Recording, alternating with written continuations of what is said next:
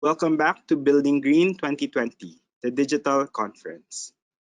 Building Green is a flagship campaign for PHILGBC events and consists of year-round activities that encourage participation in the green building advocacy.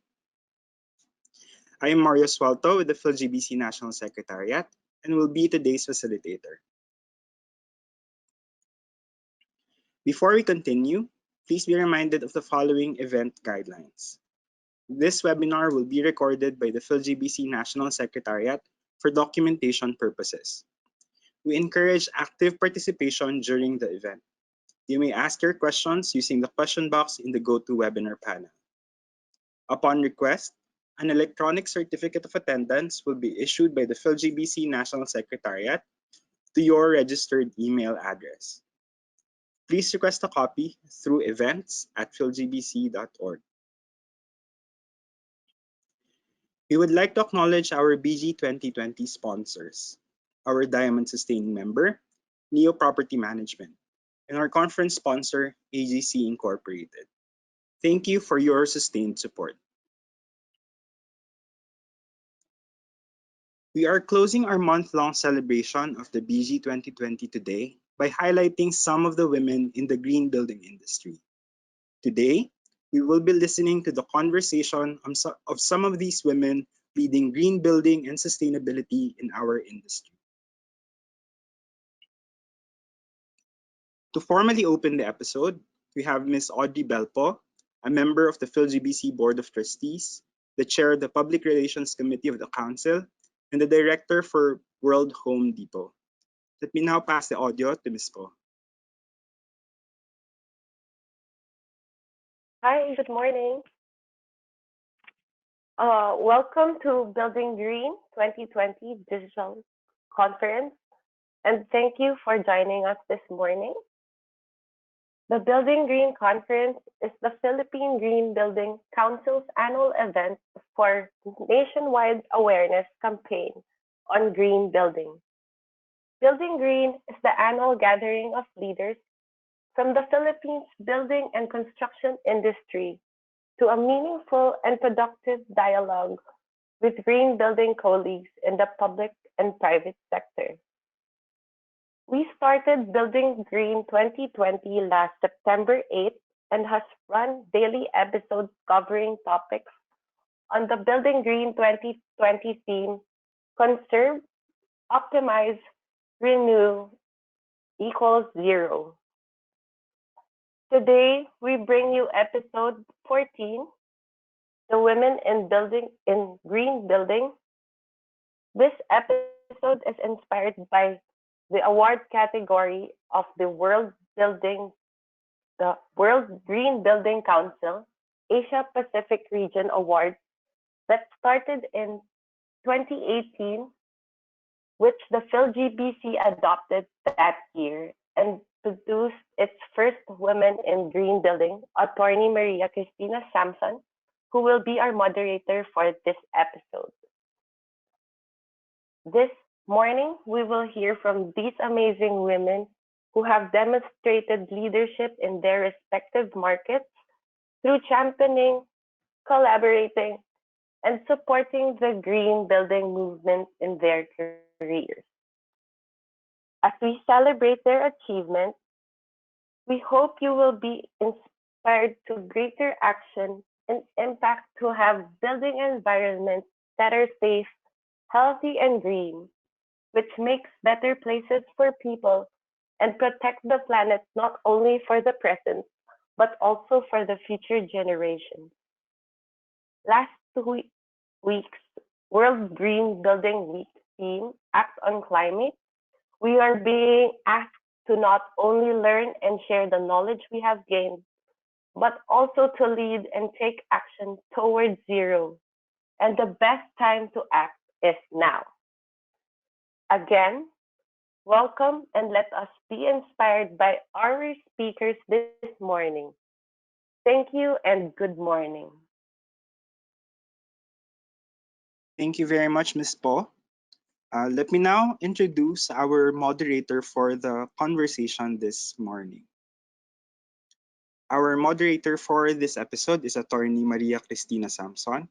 She has an extensive experience in divestment of properties and loan acquisition and has acted as owner representative for various joint venture companies, assuming parallel oversight, top leadership and legal functions for the Net Group, Bonifacio West Development Corporation, and Allure Group of companies. She is currently the president of Private Corporation, a solutions provider at the forefront of data protection. She is the chairperson for Women's Leadership Initiative for the Urban Land Institute Philippines and a member of the Women in Business for the European Chamber of Commerce. Among her various recognitions as a mover for green development, she is recognized as one of the top women in the Philippine real estate by the Philippine Real Estate's Power Women by Lamudi in 2017, and the winner for the 2018 Women in Green Building category of the PHILGBC Leadership in Green Building Awards, and a finalist for the 2018 World GBC APN Leadership Awards. Let me now pass the floor to Attorney Samson. Good morning, everyone. Welcome again to the 14th episode of the Building Green 2020 conference entitled The Women in Green Building. With us today are four of the well-known women leaders in green building development in the Philippines. So firstly, let me introduce to you Sheila Lovian. Okay. Sheila Lovian has been a real estate practitioner for more than 20 years, focused on commercial real estate. She is the founder and chief executive officer of the Lubian Realty Group Inc., a full-service real estate consultancy and property investments strategy firm engaged in commercial and office space leasing, capital investments optimization, and property acquisition and sales. Sheila advocates for women empowerment. She currently chairs the Women in Business Committee of the European Chamber of Commerce in the Philippines, whose key activities provide an avenue for mentoring, networking, and other social activities geared towards uplifting women professionals in the Philippines. Sheila is recently awarded Women's Super Achiever Award by the World Women Leadership Congress in Taj Lands, India. On the personal side, Sheila is a happily married woman and a mother of two smart and purposeful teenagers, Samantha and Juan. So let's welcome Miss Sheila Lobian as part of the panelists. Next in line in the panelists is Carla Cruz. Carla is the director of the Environmental Sustainability Group of Arcadis Philippines Inc., and she has been with the company since July 2007. Okay. Carla is one of the first building professionals in the country who earned a LEED and BERDE accreditation. Having been a green building practitioner since 2008, she has acquired relevant knowledge of various building project types. The clients she has worked with includes the biggest real estate developers and multinational companies. Okay. She has broad experience as a sustainability consultant, including being the administrator to the equivalent of 2.5 million square meters of LEED embedded projects. With several dynamic professionals in her team, they have successfully completed 50 green building projects. That is approximately half of the current total number of certified projects in the Philippines. As a director, she is involved in the development of business plans, procedures, and other practice development documents. Outside her role as a director of Arcadis, Carla served as the interim chairman of the PhilGBC Certified BEDA Professionals Network in 2018. She currently serves as chairman of Arcadis Philippines Diversity and Inclusion Committee. She also serves as moderator of Roots of Arcadis, a career development program for young professionals. She has trained and mentored more than 30 professionals that has become lead GAs and APs or certified BEDE professionals. Everyone, let's welcome Miss Carla Cruz. Third in our panel is G. Garcia. Okay. G started her career as an administrator, design, and construction, with more than 15 years of practice in vertical and horizontal development. Her experience is in value engineering, due diligence, and compliance make her cogent. After her stints in construction, G decided to change her profession and move to property management. Currently, G is the managing director for property management of NEO Property Management Inc. Trained in project management, she helped lead NEO in receiving international and local recognitions, including the most significant of all, Verde certifications for their buildings. A green building and sustainability advocate, a pollution control officer, and a certified Verde practitioner, G's green building management is entirely out of the box. She delights herself with practical strategies to make sustainable operations inexpensive and less challenging. Her love for the environment continues even to her private life, and she connects her adventurous spirit with a purpose. G is a member of Project Aware, or otherwise known as the Aquatic World Awareness Responsibility and Education, a global movement engaging volunteer scuba divers and ocean advocates to conserve and protect the ocean from the marine litter and pollution. Everyone, Miss G. Garcia. And lastly, and the current Philippine winner of the Women in Green Building Leadership, let's welcome Miss Rowena Ramos. Wen Ramos, as she is known, is the registered architect and leader in the promotion of the National Volunteer Green Building Rating System, BEVDE. She is a certified BEVDE professional since 2011 and is handling several BEVDE registered projects. She completed the BEVDE assessor training in the same year after qualifying as a CBP. She has been delivering BEVDE professional training courses since 2018 through the BEVDE program. Wen represents Ecotectonica, a founding corporate member of the Philippine Green Building Council. She is likewise a fellow of the Asia Pacific Green Building Leadership Program of the Australian Leadership Award Fellowship. In 2013, she was elected a member of the PHILGBC Board of Trustees to represent the individual, academe, and civil society network. In 2014, as president of Ecotectonica, she was again elected to represent the building professionals and service providers. She is currently the vice chair of PHILGBC. Wen also served as the chairperson of the review committee of the PHILGBC for the duration of the Philippine Energy Efficiency Project of the Department of Energy in partnership with the council. Okay, everyone, let's welcome Wen Ramos. Okay, so let's start with a panel discussion, but we do encourage everyone to post their questions.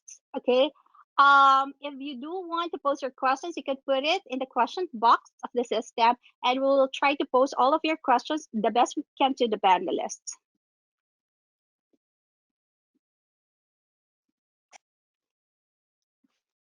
So, hi Carla, Wendy, Sheila. Good morning, Tina. Hi, good morning to you all. Okay, so as my first question and something that would actually inspire everyone who's listening today, I would like to actually ask everyone, all of you, to just advise or tell everyone what inspired you to be advocates for green development. Okay, let's start with Carla. Thank you, Tina. Good morning, everyone. Can you hear me clearly? Yes, we can, Carla. Yeah. Thank you for joining us today. I'm the first up to answer the question, so hope my opener is enough to keep everyone engaged this Monday morning and open the flow of discussion. So, all right, ladies, let's close Building Green 2020 on a high note. So, to answer your question, Tina, I don't know how many of you have heard this anecdote about the late US President John F. Kennedy. It was when he visited NASA for the first time in 1962, and during his tour of the facility, he met a janitor who was carrying a broom down the hallway. The president then casually asked the janitor what his role was in NASA, and the janitor asked, "I'm helping put a man on the moon." So, this must have been retold countless of times. No? But I was inspired by this anecdote as I reflected about my place under the sun, under my place in the industry. Well, if I'm to describe the job of all green building practitioners, I would say we help save the human race from extinction. At this point, I Mm-hmm. don't think no one can argue with this. Various international studies and policies point us to the direction that if our collective activities increase the Earth's temperature beyond 2-degree limit, it will be catastrophic. So I'm not saying my motives are entirely altruistic. I just know that something needs to be done, but at the same time, my advocacy is rooted from my personal experience. If you've been a survivor of weather calamities like myself, you will somehow find this cause more relatable. Having lived in Marikina for most of my life, so shout out to any fellow Marikeno who's listening in right now. So I have learned to love the place despite its harsh experiences with nature. I love my city because of its rich culture and strong community ties, in spite of the ever present danger of flooding. However, I know that with the proper change and development, I would be able to proudly articulate my affinity to this city without the inspites and buts. So, as a pioneer of bringing lead, bear, then well in the country and an active member of the green building movement, I have witnessed that advancements that shape the places we live and work in um, has a say in creating healthier, more livable spaces. Simple strategies such as introducing a cistern or rainwater collection system, protecting the drains during construction period, introducing more vegetated spaces, and so on, play a part in creating safer environments for all, which includes, of course, reducing the risk of the events of flooding. So, yes, being a resident in the city of Marikina and a survivor of weather calamities for multiple of times, ignited this fiery passion to engage in green building. So additionally, buildings account for approximately 20% of our worldwide energy consumption. So being a consultant and being at the forefront when these changes towards sustainable building are happening makes me feel obliged to take an active role in sharing my knowledge, in educating fellow practitioners, partners, and colleagues, essentially all those around me. So, so that's it. Sorry for the long answer. No, no, actually appreciate it, Carla, and I particularly appreciate it because I'm also, as yourself, I'm Mariqueño. I consider Oh, my family as one of the natives of Marikina, and I've seen how Marikina survived through all the floods and developed into something which is what I consider one of the ideal cities of Metro Manila in the Philippines. Thank you for yeah. that very inspiring discussion or um, uh, information about your advocacy, Carla. How about you, G? What inspired you to be a green advocate? Thanks, Tina, and welcome everyone. Thank you, Carla. That is a very informative, information that you gave us. Marikina is really, one of the low-lying areas in the country, and it's a good thing that everyone is actually putting their heads to, improving the development in Marikina. For me as an adventurer, I love the great outdoors in nature. And it always upsets me whenever I travel and go on a trip and I see how careless people are with respect to environment. Oh my, the damage they leave behind, it really worries me. You see, caring for the environment is a mindset. Unfortunately, mindsets cannot be changed. It is something that I or any one of us can control. But then situations like that really moved and inspired me to put my efforts and energies into things that I can control and change. So I thought of our industry, real estate, where advocating green development is something that I can leave to the next generation as my legacy. Thanks, Tina. Yeah, I know you're an avid scuba diver, and I know one of the things that you've been pushing for is really cleaning the ocean. And I do appreciate that fact regarding you. How about you, Weng? What inspired you to be an advocate for green development? Thanks, Tina. And again, good morning, everyone. Good morning, beautiful ladies, for this morning's discussion on women in green building. So, for the advocacy, green building in the country over a decade ago was not previously known. But in the profession, what we know then was green architecture or tropical architecture and passive design. Personally, I've been putting the principles in the architecture practice, but not in the level of something measurable like what we are doing now. The inspiration to advocate for green building came from two architects, Chris de la Cruz and Nestor Arabejo. I was ushered into the advocacy by these gentlemen and have embraced green building and development since then. So that's the shortest version of the story how I came into this. You're not, I think, Wang, you're just one of the few that Chris was able to inspire and to green development. And actually, when he started, I myself, when he and Raymond started organizing the PhilGBC, I was actually inspired. My eyes was likewise open to green development and was inspired with the work that they were doing. Okay. Sheila, how about you? Being in the real estate industry for 20 years, I know you've had your own experiences and your own mentors. So, what inspired you to be an advocate?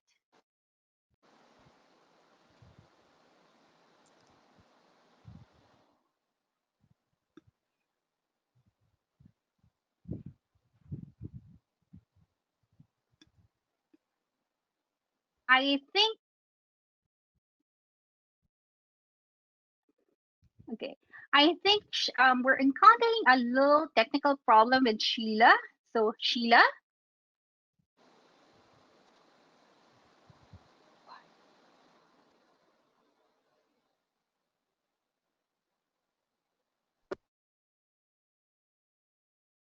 sorry, Sheila, there's some technical problems that we're encountering with respect to your mic, and we cannot hear anything from you.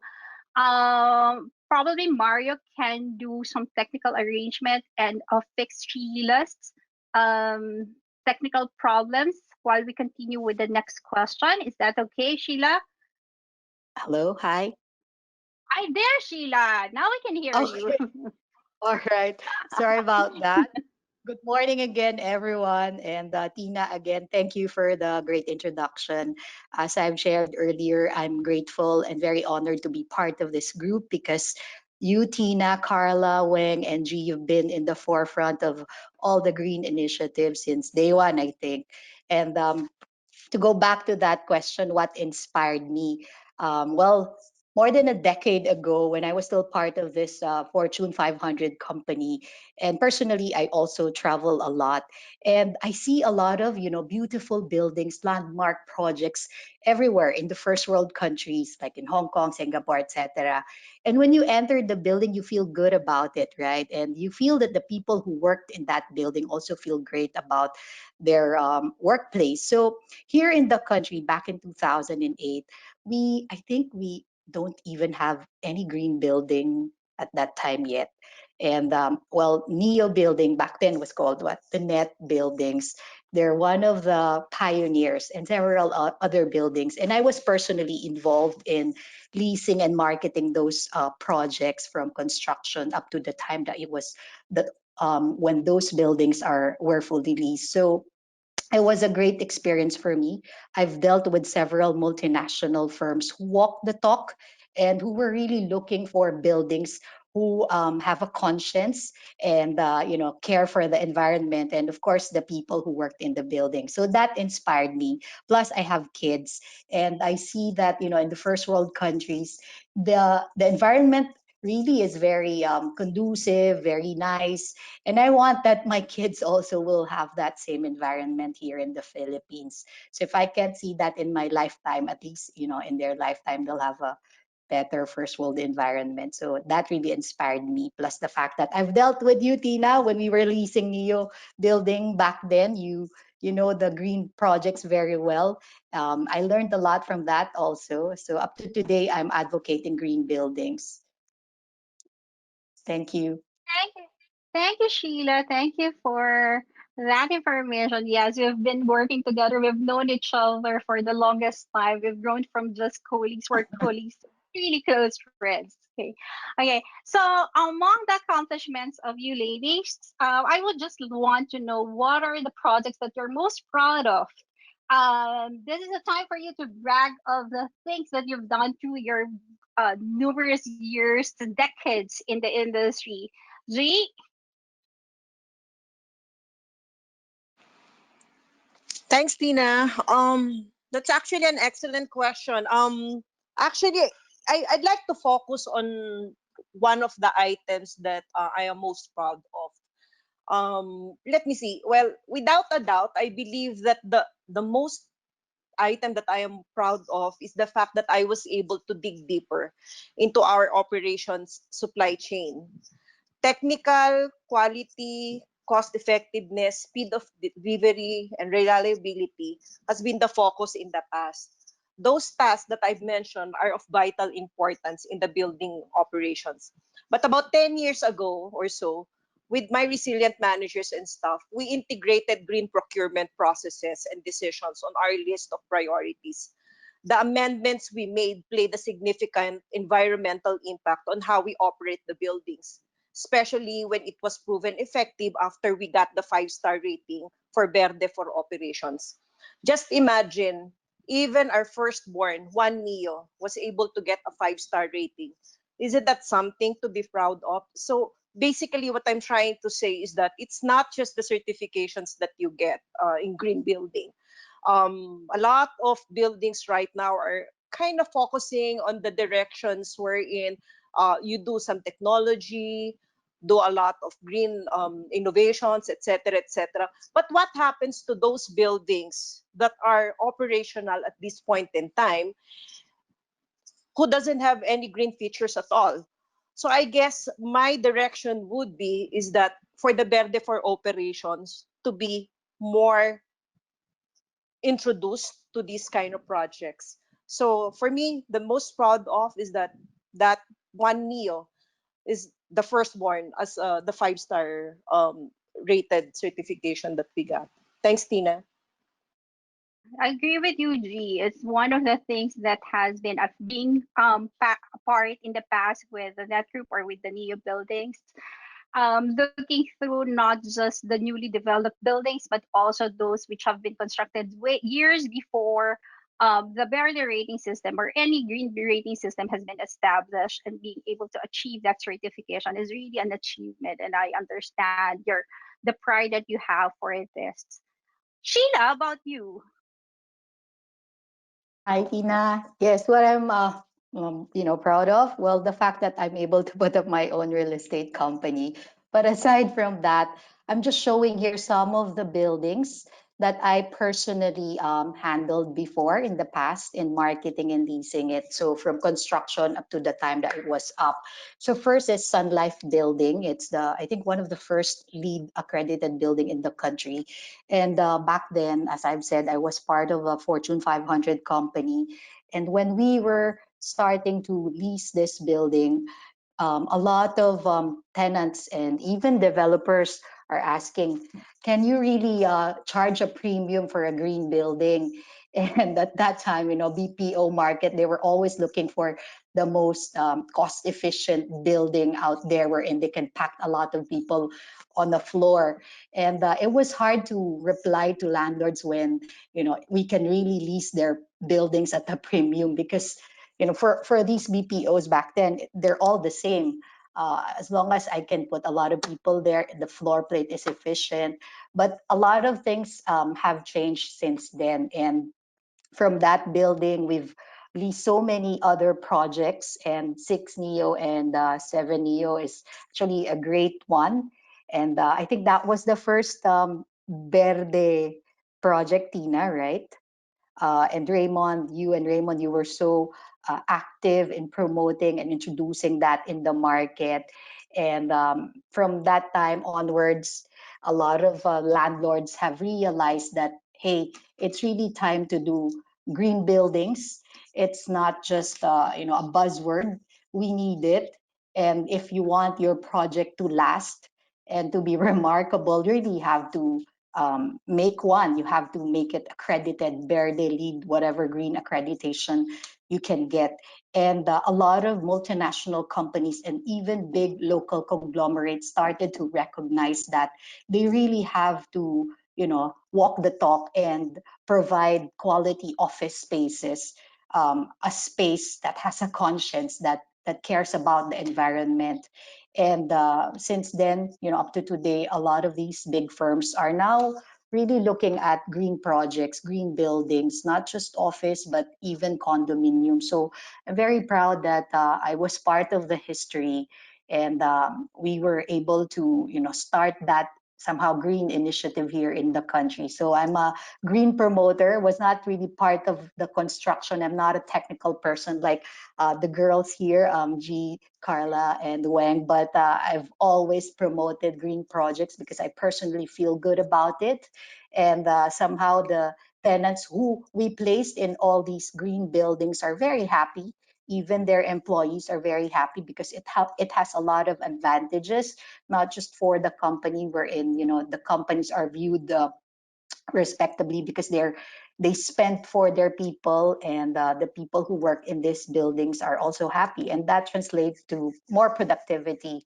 So that's what I'm Yeah. most proud of. I'm part of the somehow history of the Philippine building green building landscape. Before we move on to Carla and Wang, Sheila, I would like to ask, okay, given that you were trying to promote green buildings, green projects at the time that it was not yet the buzz in the Mhm. industry, have you experienced, like, how easy was it for you to really convince your clients, given that you had a lot of the developers as your clients? How easy was it for you to convince these clients to start thinking about green development, preferring the buildings which had the green elements in it over the standard, let's say, cost savings buildings that the real estate industry or developers had the tendency to do before? Mhm.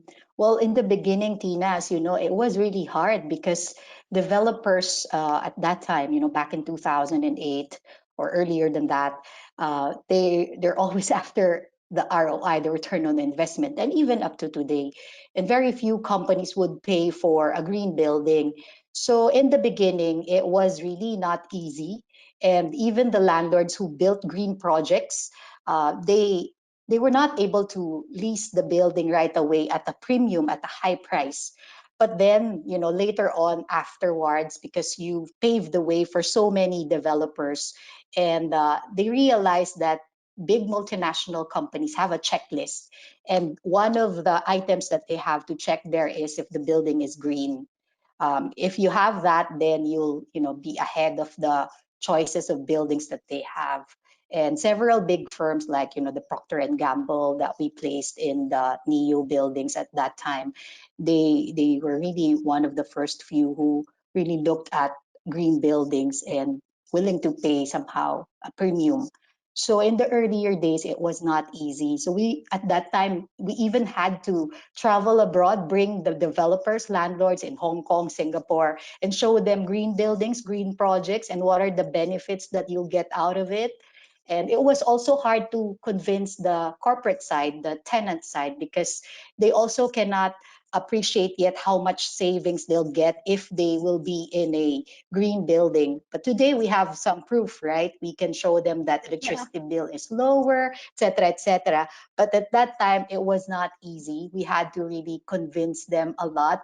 And the cost of building green projects back then also was quite high compared to today.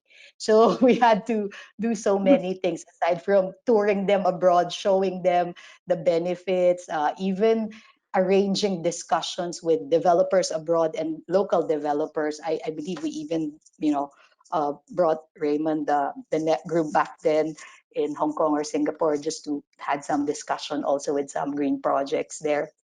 So it Yeah. was exciting. It was a great experience. Today, it's a given. A lot of icon landmark projects here in the country has a green certification. So yeah. Yeah. What you're saying, Sheila, brings back a lot of memories, and I think it also brings back a lot of memories with our audience, the developers, not just the developers, but also the product, the manufacturers, the Yes. suppliers, because that for them pushing green products and discussing the benefits of their products over the alternatives in the market, the cheaper alternatives in the market before was actually difficult, and I empathize with you. How about you, Carla? What do you feel was your one of your greatest accomplishments?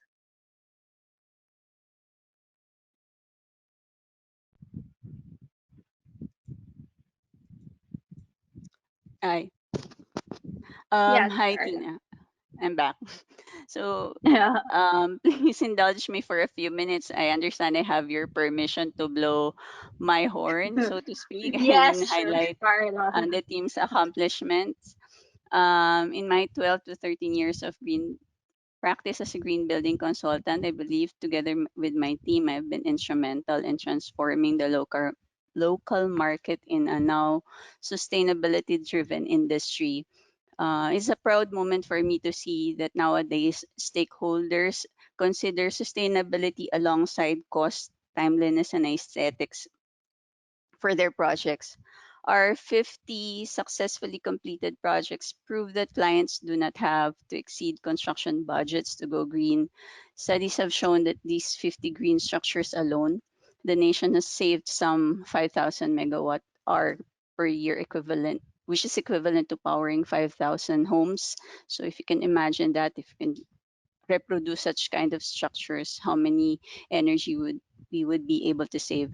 So operational savings allow quick return of capital investments, and through the wide knowledge base that I have helped develop in Arcadis, we can measure sustainable design benefits to the built environment and easily support business case for such projects.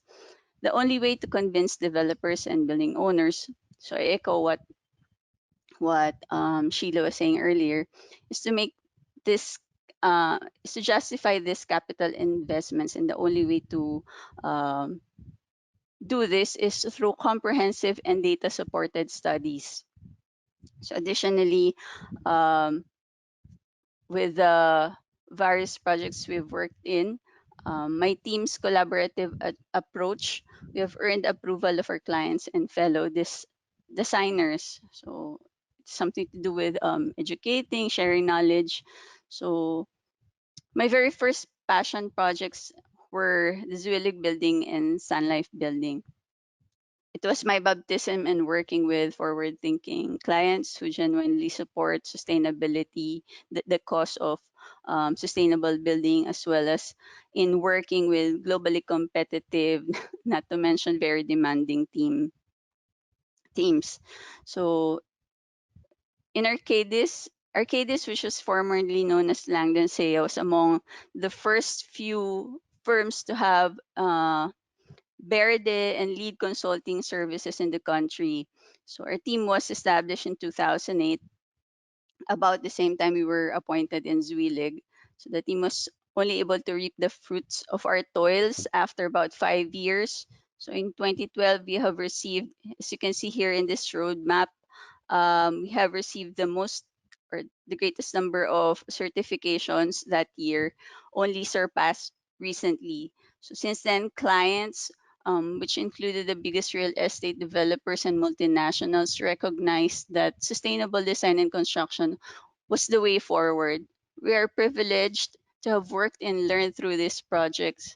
As you can see in this timeline, eh, in the interest of time, I'll just mention a few.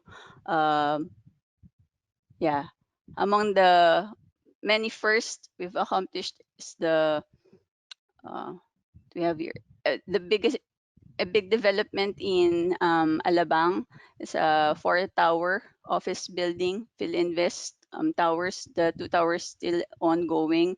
But yeah, we're very proud of that project. And then more recently, we have several certifications through Artaland. Uh, ACPT is received double certification for both lead and well, and Menarco here is the first lead gold and well gold in Southeast Asia. Another first is the Savina Park in Laguna, the first to receive lead for homes and lead for neighborhood development. Yeah. So Yeah. yeah, so going So back, Carla, sorry. sure. Yeah, go ahead, Carla. Finish or what you were discussing. I'm sorry.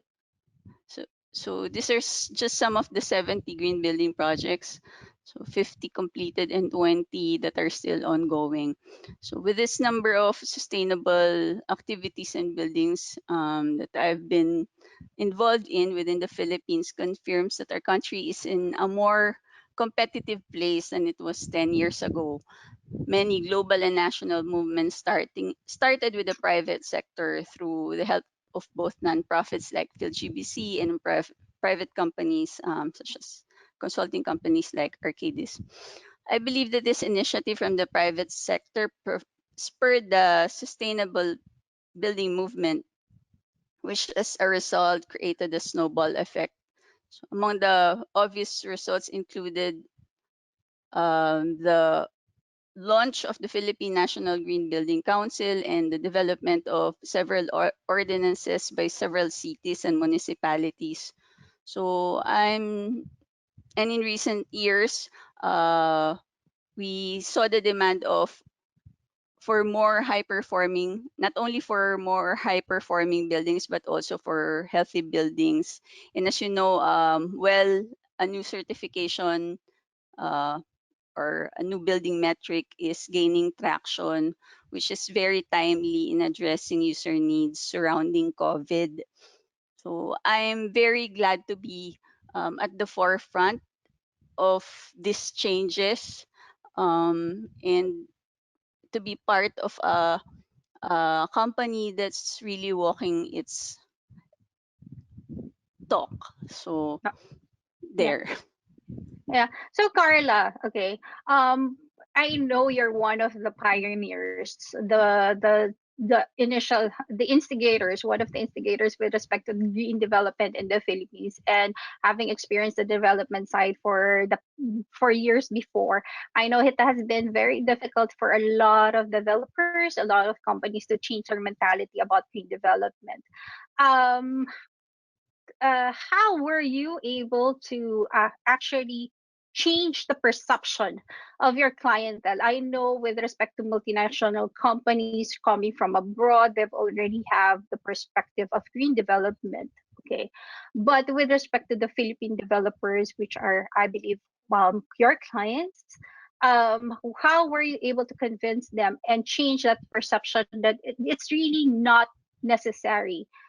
Unlike today, years ago, it was really not the norm to develop something, a green building. So, what did you do? um yeah, as Sheila was sharing earlier, it was really difficult in the first few years. It was a lot of hard work explaining to all the different partners, including building suppliers and clients, of course. And we were only, as mentioned, no, in my answer earlier, we're only able to reap this hard work, the fruits of our toil, after 5 or so years, when the data came in, when we were able to prove that the operations of high performing buildings are is real, and that they can recoup these capital investments in less than 5 years. And of course, it also helps that we are we have quantity surveyors as colleagues. The main service of Arcadis is in quantity surveying, so we collaborate with them and allow our team to uh, develop a knowledge base which we can easily access to, and allow us to justify these investments to our clients. So later on, when it just fell naturally that this is the norm, and we were referred to by our partners, the people we've worked with in the past, uh, that yeah, this sustainable building work, this green project has performed according to what it was designed to, how it was designed to perform. Then yeah, we that's how we earn the trust of our clients. Thank you, Carla. How about you, Wang? What was the accomplishment? Was what among your accomplishments are you most proud of?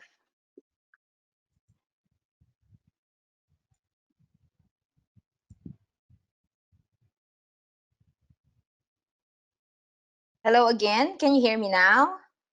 Yes, Wang. Yes, thanks again, Tina. So for the accomplishments, I would say every accomplishment is unique. Accomplishments are unique and it's hard to choose, but it's at this very moment. The one accomplishment that captures all that I have been doing for over a decade now is the recognition from the council as one of the winners of the PhilGBC Leadership in Green Building Awards 2020 during a year of uncertainties, perhaps for a very good reason. All the details that go with it made me realize the activities, the events, the projects, the many firsts in the history of green building in the Philippines. And it's amazing. Amazingly, I was part of it. And all of this was made possible through the commitment and passion of Ecotectonica team. So history-wise, I was there from the very first Building Green conference in 2007 as a witness of the development of Verde, wherein Ecotectonica contributed its time in its development as a volunteer, training for the Verde training to become ECBP, the actual use of the rating system, the promotion of Verde. So all of this. Uh, but for for the experience of the many firsts that we had as a team and as a company, we had the first Verde certified government building. LLDA will always have a special mark. It will always be specially mentioned, not only because of the 3-star rating, but because it plays its role in showcasing that green building can be done in the government, and that they provide green building tour as part of educating the public. This is how they do it in promoting sustainability, and that they are actually a BEDE certified building. Also, as part of our accomplishment, Botanica as the first vertical residential project that required certified BEDE professionals for all trade contractors. So I think that's also one of the achievements, accomplishments of our team and personally, that we were able to influence them how to get people for the project. And also, we are the first to use Verde for operations and deliver the NEO buildings portfolio as Verde 5 stars. So I shared this with you, G, and also Tina. You were part of this. Uh, Also with Sheila for being part of looking for the tenants for these buildings. I can even recall that for during the time of 6 Neo being the pilot project then. Um, if you recall, the fence then, the promotion for green building was all over the fence of the project site. And during the time, Ecotectonic wasn't even part of that project yet. But but we were able to be part on the second cycle, which is to deliver 6 Neo for Verde operations. So it was really witnessing it as a Verde pilot project and then be directly involved for its certification for Verde operations. And hopefully, with that achievement, achieving a complete cycle already, I hope it can also achieve net zero. And we also took the challenge of using Verde new construction for a green office space. So for all of this, all of our projects are truly special to us. We have unique experience with each and every project. And for Ecotectonica's Verde Map, this is our achievement, which we hope to expand project coverage, Luzon, Visayas, Mindanao, and increase in terms of numbers of Verde registered projects. Yes, we are working hard for the solid foundation that we have for Verde. Thanks, Tina. Yeah. Thanks, Weng. Yeah, as a follow-up question, Weng. I know like you and Carla, G and Sheila, you've all pushed for a change in the mindset and the mentality of a lot of people, multinationals, real estate developers, suppliers regarding accepting green development. But I would like to also know, Weng, I know one of your advocacies is trying to influence the government with respect, especially the Philippine government, with respect to the change in mentality about green policies. Would you like to share to us how you were able to help assist PhilGBC and all of the other sectors with respect to promoting green development, especially in the government? So for one, I was able to work with the council, with the UN Environment. This is through the Climate Change Commission for the nationally appropriate mitigation actions for the building sector. Um, that that foundation, that study, and that particular effort, we hope that it did not stop as just a submission for the government, but we hope that it would be something realized in the government sector. In terms of projects, I would say we we give them that room to really be involved in the project delivery. Now we are happy that there are registered projects from the government, which somehow it took some years before they follow through with what Laguna Lake Development Authority did. So it is really getting them involved, showing them the pathway that this is different. This is not the conventional way of delivering a project, but yes, we are getting there. So I hope the continuous talk, the dialogue, the presence in every events, meetings, dialogues, conferences, I hope this also help in pushing for green buildings in the government. So, do you think when green development now is becoming a norm in the government, in the public sector, very similar to what has happened after years in the private sector? I would like to say yes, that they have been considering this now as the new norm. But I think from us, from the private sector, we need to assist them on how to get it and how to be there. Um, I think they do know that it is needed. It is needed now. But we need to also work hand in hand with them in order to achieve what they have in mind, in order to remove any doubts that they can actually do it for the government sector. Okay, thank you, Wing.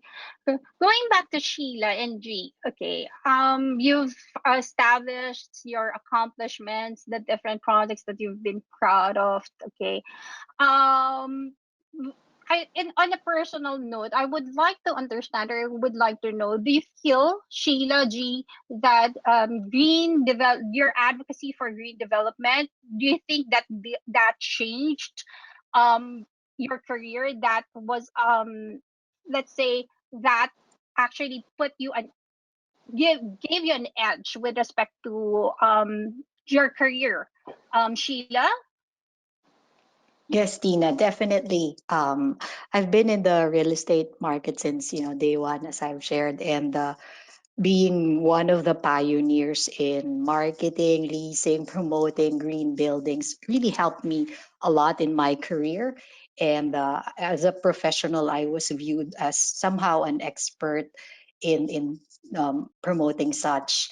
And it's good that we have the track record. I can really share my story based on experience, based on what I've seen out there, coming from a Fortune 500 company and working with a lot of local developers here in the country made me somehow, quite known in the industry, not just promoting the green buildings, but the real estate market in general. So it helped me a lot, and I feel good about it because, as I've shared, marketing a building that really has a conscience is it's great. It's the way to go. It's really pandemic proof, like what's happening right now, right?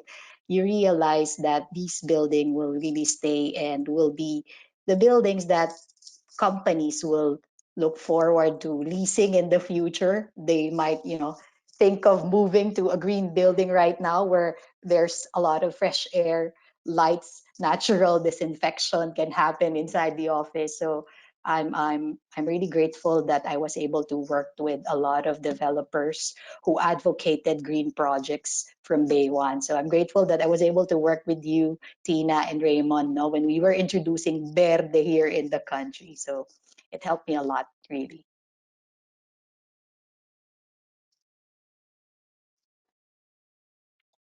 Maybe G can add to that. Hello, I was lost for a while there. Sorry. Technical issues. We're all so serious here. It's like you mute, unmute. When is my time to unmute and mute? I'm not used to this kind of situation. Sorry, ladies. Okay. Well, okay. Answering that question, Tina. Yes, I am for Sheila. Without a doubt, being expert. Should we call ourselves experts into this? Being knowledgeable into these situations really made us, successful. You see, when I was just starting my career in technical profession, the most challenging thing that I experienced then in life is when you do not know, you don't have a clear objective or purpose.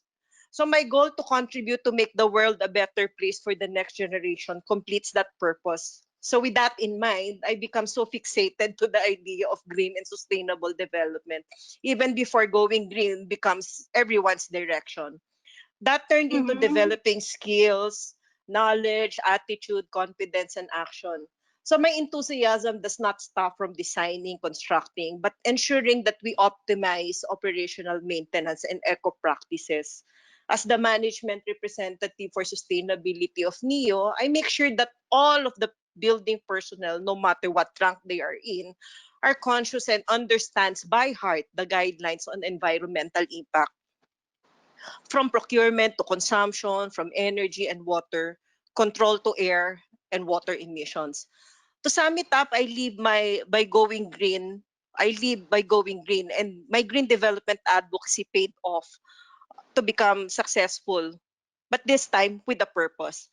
And I feel good about it. I'm sure you ladies are feeling good about it as well, including you, Tina. Yes, yes, G, agree with that. Okay, so I'll just have we have very good questions coming from the participants, and this is something I would want to pose to Carla. Being part of an international company, okay, and I am sure Arcade is like any other companies, multinational companies. is dominated by the guys. You being a director now for Arcades Philippines, do you think that women have already broken the glass ceiling, what they call the glass ceiling, with respect to your company, with respect to the green industry, with respect to real estate?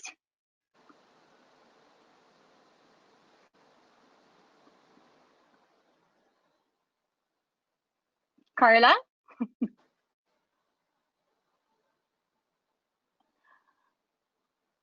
Or anyone, any of the panelists can answer it if Carla is encountering some technical problems. Tina, may I? Yeah, sure, All Sheila. right. So I think there's really no glass ceiling for us here in the Philippines, right? I just feel that as a woman we can do anything we want, and we're lucky that here in the Philippines, compared to, of course, other countries, we have the luxury of having house help. So somehow, as a woman, a career woman, we can do it if our families, of course, are also if they're also supportive of our career, and and we're serious. We are focused on what we want to do in life. I think women can do whatever they really want, and in the real estate market, we see a lot of women nowadays, not just in the real estate business, but in all other industries as well. In fact, I think the Philippines is one of the highest when it comes to women CEO, women leaders. We're ahead than Europe and other first world countries. So we should be proud that we're in the Philippines, right?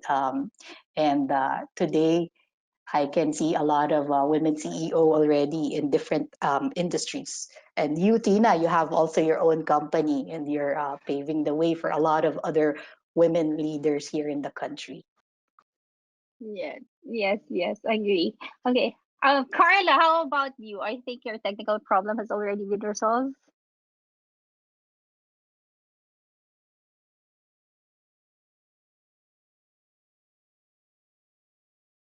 Carla?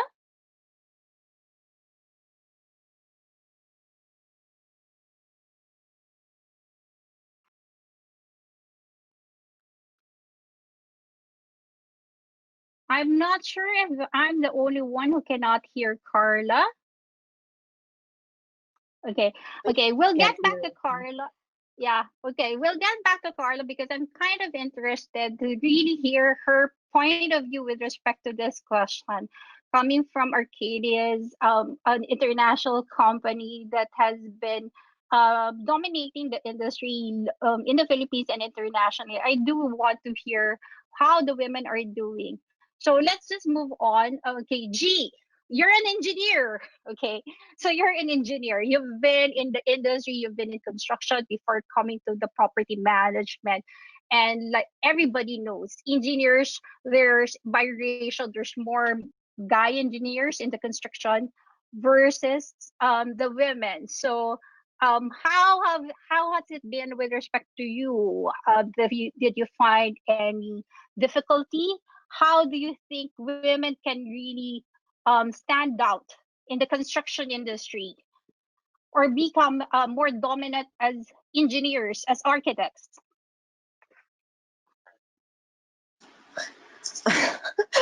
Sorry, really, Tina, that question you really have to ask me. Anyway, of all the questions that you can ask, you will ask me that question. Okay, let's just say I'm one of the boys, and I'm not new to the to this kind of industry wherein a lot of there are a lot of predominantly male say quote unquote MEO. Okay, so just don't ask me what that is. Anyway, yeah, definitely I faced a lot of stumbling blocks when I was starting my technical profession. Scary. But I live. I always bring my tissue paper with me. Okay. Mhm. Successes. Yeah, yeah, I know Sheila can, Sheila in the real estate. I'm sure when she was just starting, she always carry a tissue paper in her pocket. Okay.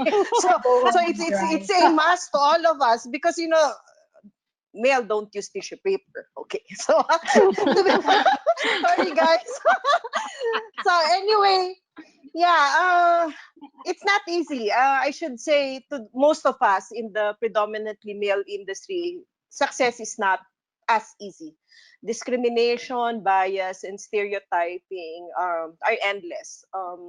Funny, I remember a story way back with a former male colleague driving along EDSA traffic, as always.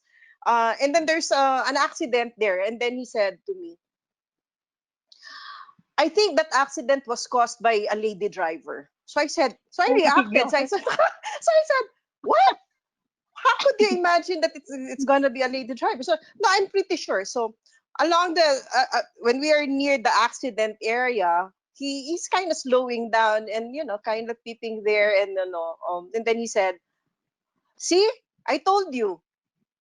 So guess what? The two drivers What? are actually female. So, well, anyway, kidding aside, I'm sure a lot of women at some point have experienced some sort of typecasting. You see, what I learned in the male dominated industry is to be authentic and upfront to them. Care about don't care about being respected and credible rather than being liked by them. Remember that there's always an in between. I take my feminine attributes to focus on the positive elements of the job to learn and be knowledgeable of the task. Then I take my masculine qualities, when proving what I am made of. Honestly, that pay attention and listen. That they really paid Mhm. attention. But you see, Tina, and I know that the girls can also answer in this. The real estate industry now has already started employing women.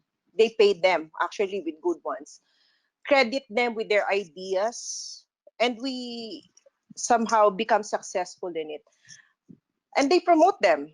So I believe and glad to admit that those disparities that had happened to me are or to any one of us are already a thing of the past.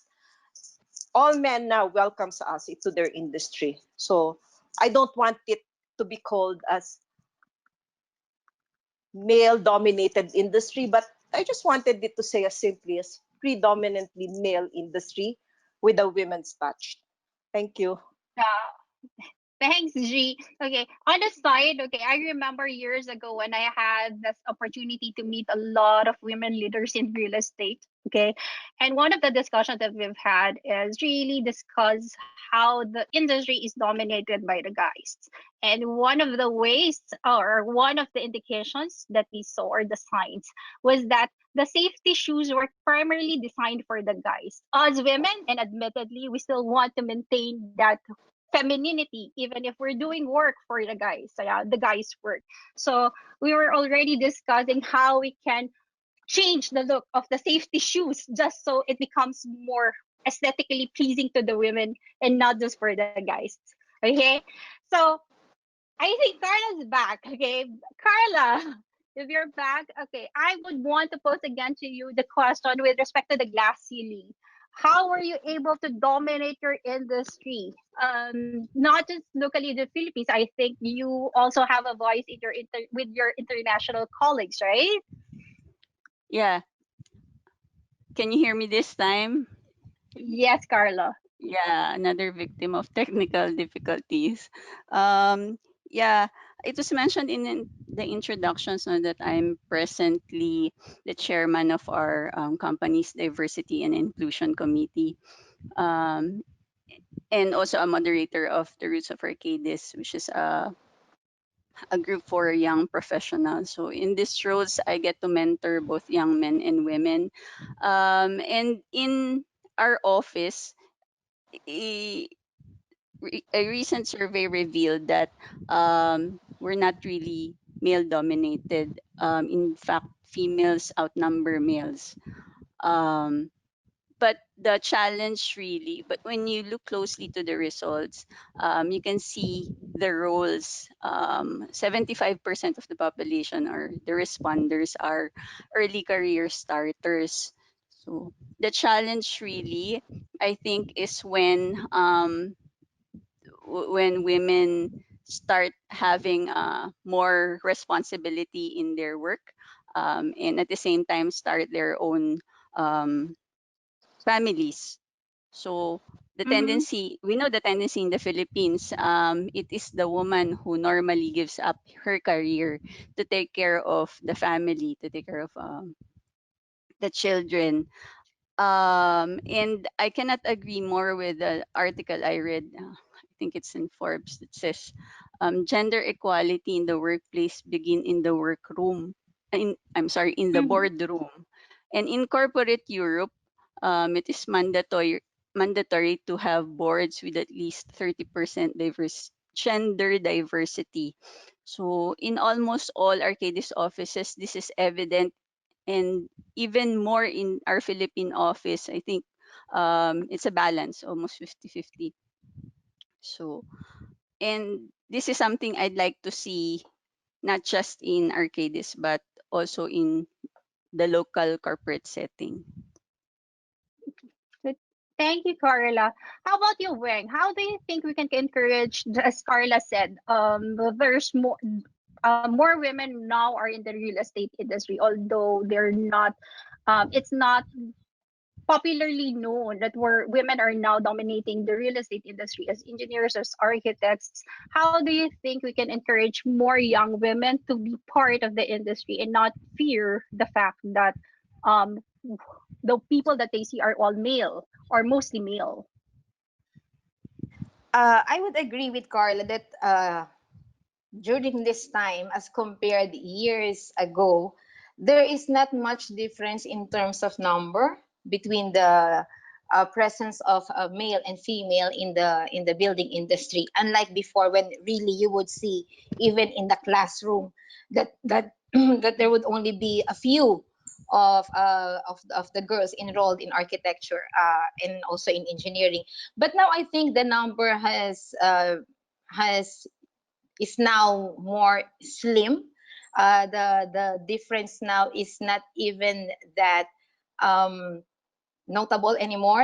And I think women now in this career, in this path, are very aggressive in letting the industry know that they can do something, that they are aware of what they're doing, and that they would really want to be involved to be of contribution, and are eager to study what needs to be studied, and deliver in the not only in the boardroom but also in the project site and everything that has to do with the delivery of projects and buildings.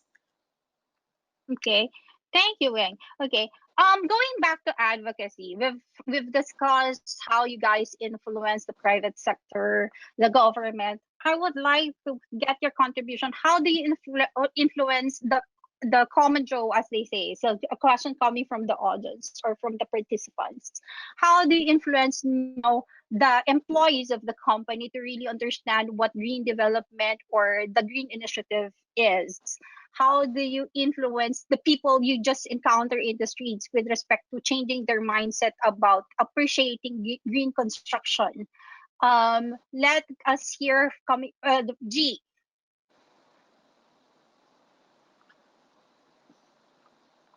G. Yes, yes. Yeah. Yes. Would you like to? Yeah. Can you repeat the question, Tina? For some, I'm with Carla. We're losing a lot of technical. Yeah. Can you It's please okay. shorten the question and ask it again, please? Thank It's you. okay. No, no, G. Because we've discussed influencing the private sector, the companies, and the government. Okay, but a lot of people, the participants would also want to understand how do you exert your influence with the common people, with the employees, with the people you encounter in the streets, those who are not, I would say, not as educated with respect to the green development, and who are not well as read as we are with respect to the benefits of green development. How do you influence them? Well, there are a lot of ways of influencing, as simple as like me walking into the street and then I see somebody who was just flicking his, cigarette. I would definitely go straight to him and tell him, you don't have to flick the cigarette butts, and just drop it off to the nearest, trash can, something like that. Or, you have to leave it for you to be able to advocate it. since I've been living it, it's pretty much easier for me to advocate the going green. And basically in the construction or in the operation side of the building, the hardest thing, or the most difficult thing the most difficult people to convince are the people in the rank and file. Okay, the people, the staff, because they are not so familiar about how green building works. They are not so familiar with how this actively have an impact with the planet, etc., etc. So you go beyond certification, you go beyond that, and you make sure that all these policies, all these procedures go down the line, even to the lowest of the rank, even to the frontliners, the janitors, the safeguard, the security guards, etc., etc. So the moment that they know their aim, it's very impactful, because they will help you in so many ways to make sure that all the initiatives and all the actions that you wanted to happen into your building or for yourself is being implemented. In fact, if they know that already, they even apply it to their houses. Mhm. A lot of our employees in Neo, like say the housekeepers, they know they get money from garbage. Okay, but beyond that, they do apply that in the building, in their houses as well. Why? Because they know, and it was being taught to them by the stakeholders, by the management, by their managers, that it's very good for the planet. It's something that will help prevent flooding. It's something that will help the next generation. So something like that.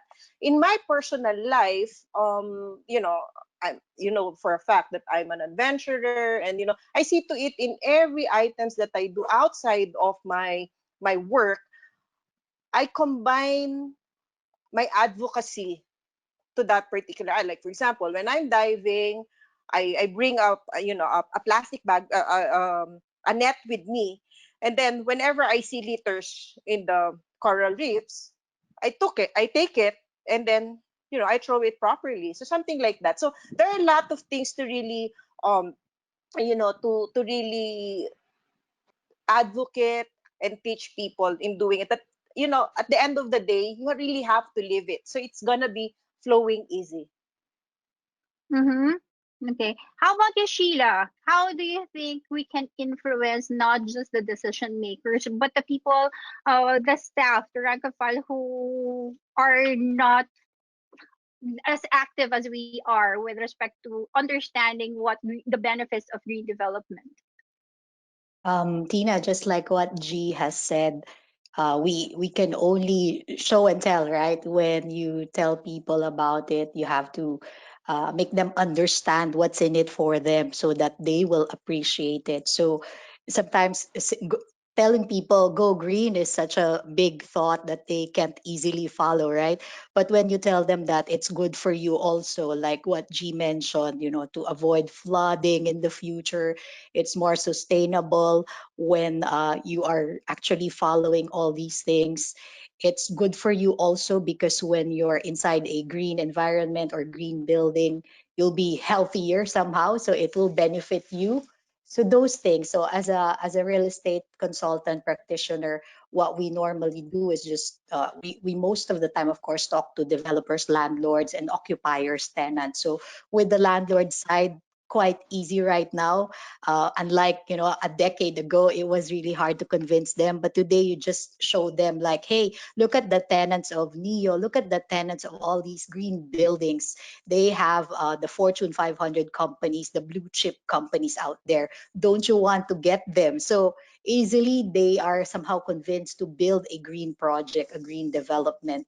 And then for the occupier side, the tenants, we just tell them also that if they're inside a green building, employees are healthier, and when they are healthy, they are happy, and it will translate to more productivity. Somehow your people are also engaged, they're proud to go to work, and it's becoming more and more important now because you want fresh air to come inside your office. And today companies are evaluating that, looking at their buildings, whether it has some ability to include fresh air inside. Not many actually can have that.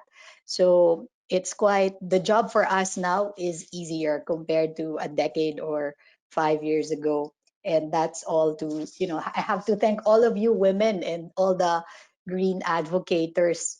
You have made our jobs actually quite easy right now. Green is not just a buzzword. It is something that we need to do, and a lot of people right now are into it, which is great. Thanks. Thanks, Sheila. Okay. So, okay, I've always believed in what they call a women's touch. Okay, being part of the real estate industry, women do not have to lose their femininity. So, there's what we call the women's eye, the women's touch. So, Carla, being a woman in the real estate industry, okay, what do you think has been your personal influences in the projects that you've participated in, you've consulted in, that you feel um, you can actually attribute to the feminine side of you, not just because you're an architect, or not just because of your background, but because you're seeing it in a different perspective. Yeah, thanks, Sina. Whether it is delivering a project, leading a team, creating change, each has his or her unique management style. I'm not sure if I can call it a woman's touch, but my management style is focused on being transformational. They say transformational leaders establish themselves as role models by gaining her followers and clients' trust and confidence. Such leaders mentor and empower followers, encourage them to develop their full potential, and contribute effectively to their organization. We also prefer a flat organization where collaboration is encouraged. So one of my favorite books, actually one of the sections in my favorite book, Smarter, Faster, Better, by Charles Duhigg, talks about psychological safety, where it is emphasized it is not the hotshot leaders or whiz members that produce great teams and lead to excellent results. Rather, it is psychological safety, and teams that have psychological safety encourage innovative ideas and novel approach to air publicly their ideas publicly. So, and further, according to the study, social sensitivity and quality of conversation turn taking, which means no one can dominate the meeting or purposely overshadow another member. I'm certain this is one of the main reasons why in 2018 our team won an award from the region recognizing us as a high performing team. So I also like what Congratulations. G pointed out earlier, that she takes her feminine attributes and make them her strengths. So we know that women are often told we are emotional. So of course, as a young professional, one of the first things I tried to master was controlling my emotions in the workplace. On the other hand, I realized being in touch with my emotions, well, I believe I have high EQ. I don't know. Hope my team can attest to that. This allowed me to promote the behaviors I mentioned earlier. It allowed me to connect better with my team, my colleagues, my fellow leaders. I believe that this EQ permits me to be a trusted consultant also. So, Hmm. and if you've seen me or know me, I'm quite on the petite side. So the domineering and direct management style will not quite fit me. So, and this, what I'm saying as a transformationist, has served me well in almost all areas of my life as a consultant, influencing a fellow designer, in knowledge sharing with colleagues, as a digital leader, yeah, and as a our DNI chairman. So yes, you may call it woman's touch, but I call it a transformational leader and being rapidly adaptive to change. Thanks, Carla. How about you, Wang? Would you say that, okay, as G was saying earlier, and to which Carla agreed to, there's the women's side, the femininity side that we have. We try to show. when we perform our work, but there's also, as G said, there's also the masculine side that she shows. How about you? Do you feel that there's a certain advantage, or that there's a certain femininity, there's a certain woman's touch that you've been showing with respect to your work? Yes, Tina. I think so. So while the ladies were giving their answers, I'm actually thinking, is there a difference for me coming up with at work showing femininity, or I don't think there's that line wherein I need to project something or be feminine on this side and be masculine on this side. I think I'm lucky enough that when I um bring myself into work, it's just me, and it's the commitment that I give to the work. So I think maybe there are advantages, but maybe I cannot really pinpoint what are those. It's just that I think I have a good working relationship, in and out, inside and outside Ecotectonica. When I say outside, this is working with the project teams of the different developers. But in the workplace itself, I think that's where the woman's touch and the nurturing part of me would come in, because I need to take care of my team.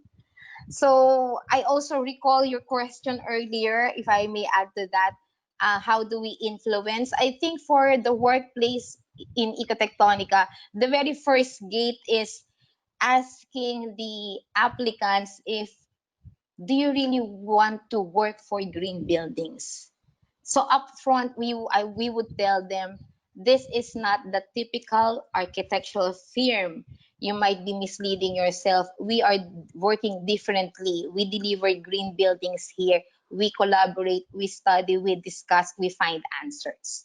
So I think that's the first line of influence, as well as there's this huge surprise to us as Ecotectonica that there are a lot of students getting in touch with us who would want to have consultation time for their thesis, and then later on they would come to us for on the job trainings, and later on we would be surprised they're already part of the Ecotectonica team. So that's it for about the nurturing part of being a woman in the workplace. Okay. Thanks, Weng. Okay. So, Sheila, Weng, okay, I'm going back to you too. I know, like, Sheila, you've recently established for the past years, you've established your own business coming from a multinational company which is dominated by guys or led by a guy. You now established and was able to establish your own business. Okay, after a few months, you're really known already in the industry when you're leading your own business also. So, um, in an industry, in the real estate industry, where most of the businesses are led and are owned by guys, do you think, did you encounter any difficulty when you created your own?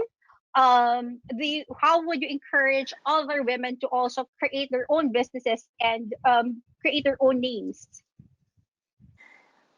In terms of creating the business, the credit for the establishment of Ecotectonica belongs to the founders of the company. And it was very clear that the company is to provide three major services: architecture practice, sustainability practice, and environmental planning.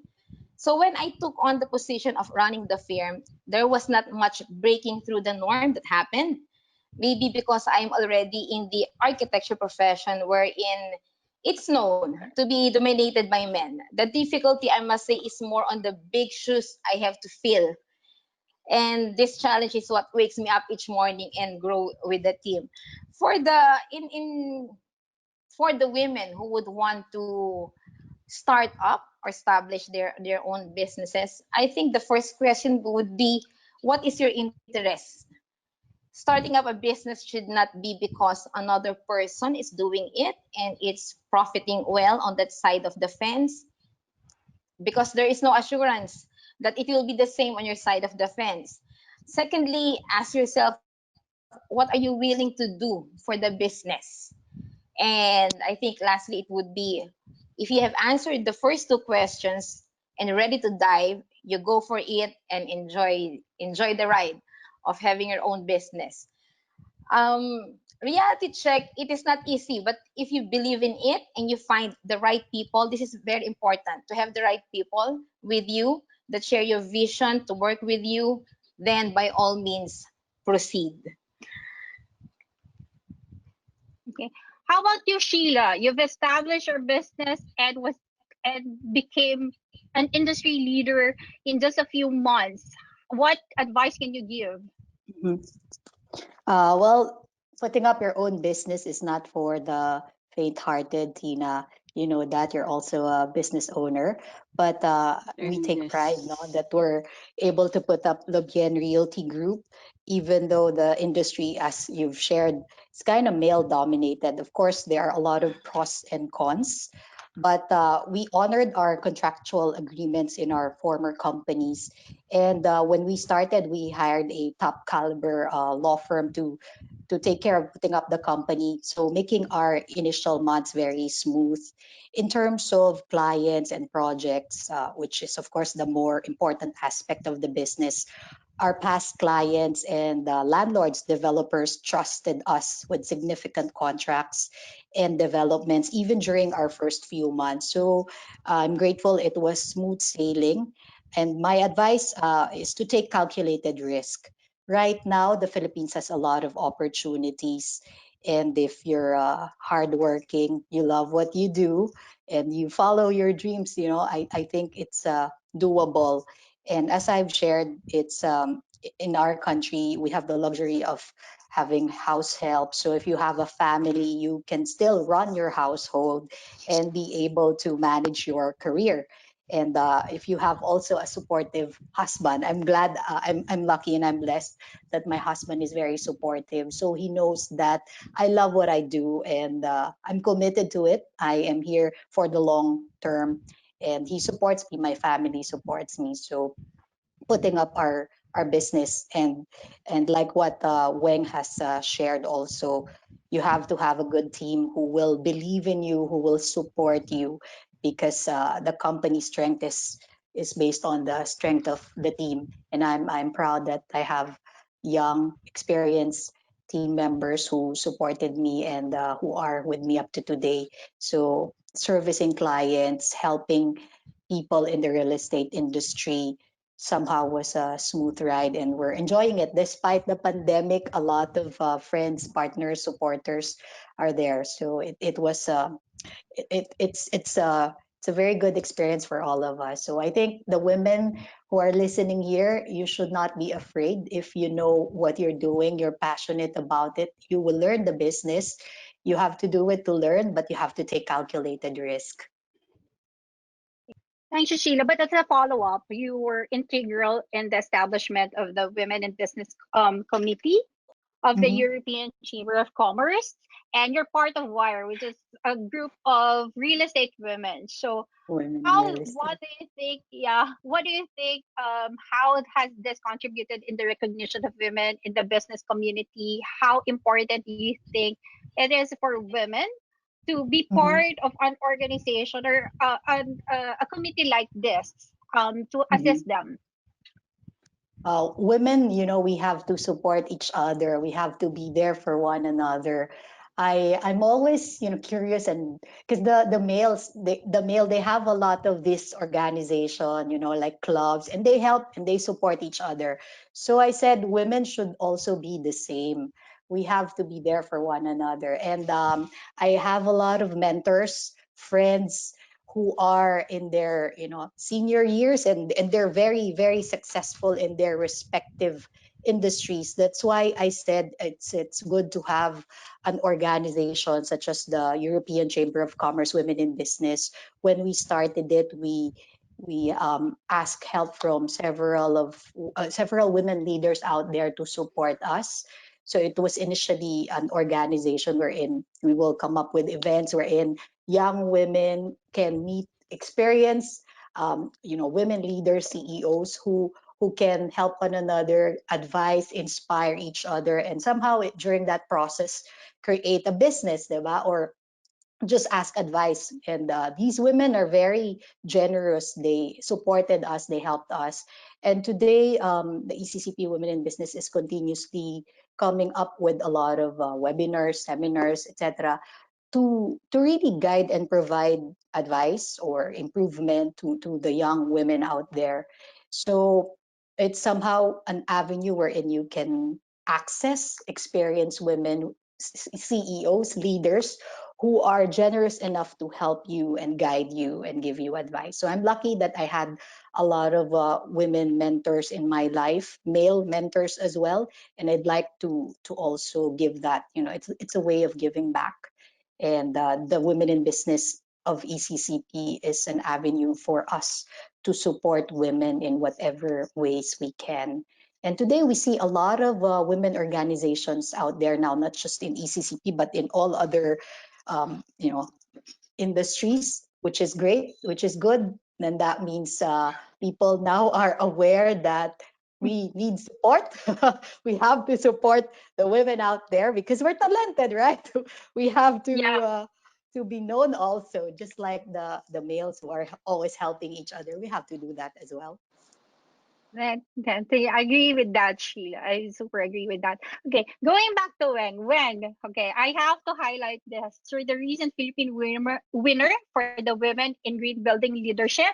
Okay, it's one of the few recognitions that the women can aspire for with respect to green building advocacy. I would like to know okay, how do you think this kind of recognition helps your advocacy, how it will influence you and help you influence others? Thanks, Tina, for this question. A difficult one, I must say. But after you, Tina, it is an honor to be recognized as the country's winner for women in green building leadership. I would like to think that this recognition will concretize the serious work I personally put into for the green building campaign, both as a board member of the council and as a president of a company. As president of Ecotectonica, I believe communication and continuous dialogue is key, both for the private and public sector. Now that we have actually have evidence, we have present evidences now available that going green and going for BED certification is possible and have benefits. I really hope more members of the private sector will make sustainable development and green building certification part of their priority list and not just an afterthought or an add-on for their projects. Because this is what's happening. They would say that going for certification or coming up with green features is actually an additional expense. But no, this is the way to go now. So we need to be clear on that. We need to get that message across. And for the public sector, we would like to really work with them. I would like to think that this recognition will also inspire women leaders in the government to push forward the green building agenda in their respective agencies. So just imagine this happening, and we are on for very exciting times ahead. Thank you, Tina. I hope I answered that question. Yes, when you did answer the question, I think everybody aspires for some recognition one way or another with respect to the effort that we're exerting. Okay, so thank you everyone. Thank you to our panelists for giving us 2 hours of their time. Okay, so as a last question, I would like all of you to give some inspirational words to the participants. So, in your own words, what do you think is a woman in green building? Sheila. Yes, Tina. Yes. Women in green building. So, Yeah. yes. Okay. Well, we have to be the first, in supporting that, because the earth is always referred to as Mother Earth, right? Feminine in nature. So we are women. So we should really be in the forefront, no, not just in the real estate industry, but in all aspects. We have to be supportive of it. And it has a big impact, as I've shared. Sometimes when you say it's for the planet, nobody really cares about it. Sometimes I can't understand. I don't feel it, right? But at the end of the day, it's for us, it's for you, it's for the people who live here, right? And when you see tangible results and you can already feel it, that's the time that you'll appreciate it. And as I've said, I have kids. I want them to see a better Philippines, you know? Just like what they see in other countries who are so into the green projects. I want them to have a Singapore like or a Hong Kong. Well, Hong Kong now is believed that in Singapore, something like that to see here in the country, and and that is my like kind of big dream for them to have that or my grandchildren. So Mother Earth, we should really be supportive of that, and we're all women here, right? So that's green, Yes. women in green for me. Yes, Sheila. How about you, G? What do you think is a woman in green building? Thanks, Tina. I think everybody has already explained what a woman in green building is. But I want to just say that I would like to think that women are the driving force of sustainable development and sustainability. We are so passionate in a lot of things that we do, and that passion, when translated into something, becomes very effective. So that effectiveness is translated to a lot of things. So I think we are really the driving force. So I invite all women to be part of the green building community. I just wanted to have a takeaway for those women who are already here in the industry and those who are planning of moving to the industry.